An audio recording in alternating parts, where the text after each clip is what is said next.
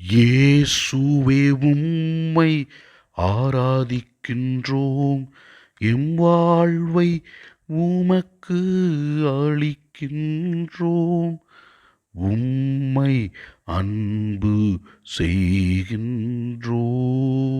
இயேசுவே ஆண்டவரே, உமது வார்த்தையின் வழியாக எங்களுக்கு ஆறுதலும் ஆசீரும், நாங்கள் மனமாற்றம் பெறும்பொழுது எங்களுக்கு ஆசீர்வாதங்களையும் அற்புதங்களையும் செய்கின்றவரே, நீ செய்கிற எல்லா செயல்களுக்காக நாங்கள் உமக்கு நன்றி கூறி உம்மை ஆராதிக்கின்றோம். முதல் வாசகத்திலே நாம் இவ்வாறு வாசிக்கின்றோம்.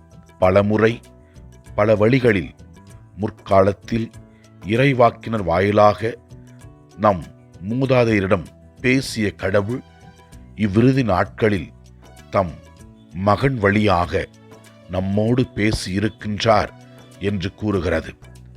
ஆண்டவர் இயேசு கிறிஸ்து கடவுள் விருப்பப்பட்ட செயலை செய்து நம் அனைவரையும் ஆண்டவரின் வழியில் கொண்டு வந்தார். அவருடைய வார்த்தையை பின்பற்றி நாம் வாழும் பொழுது ஆசீர்வதிக்கப்படுகின்றோம்.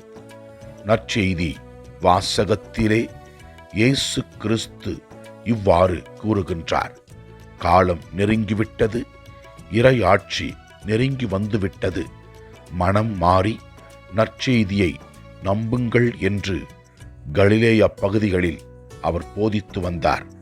மேலும் அவர் தம் சீடர்களை அழைத்ததை பற்றி கூறுகிறது: என் பின்னே வாருங்கள், நான் உங்களை மனிதரை பிடிப்பவர் ஆக்குவேன் என்று சொல்லி தனது அப்போஸ்தலர்களை தேர்ந்தெடுத்ததை பற்றி நற்செய்தி வாசகம் நமக்கு தெளிவுபடுத்துகின்றது.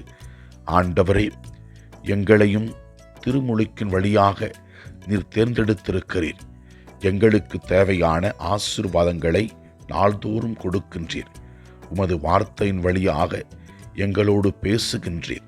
இதை நாங்கள் உணர்ந்து எங்கள் வாழ்க்கையில் நீர் விரும்புவதை நாங்கள் செய்யவும், நீர் விரும்புவதை நாங்கள் பேசவும், எவற்றை மாற்றிக்கொள்ள வேண்டுமோ அந்த தீய செயல்களை மாற்றிக்கொண்டு உம்முடைய பிள்ளைகளாக நாங்கள் வாழ எங்களுக்கு அருள்தாரும். ஆண்டவரை நோக்கி நமக்காகவும் நம்மோடு இருப்பவர்களுக்காகவும் ஜெபிப்போம். எல்லாம் வல்ல இறைவன், தந்தை, மகன், தூய ஆவியார் நம் ஒவ்வொருவரையும் ஆசீர்வதிப்பாராக. இயேசுவுக்கு புகழ். மரியே வாழ்க. ஆமென்.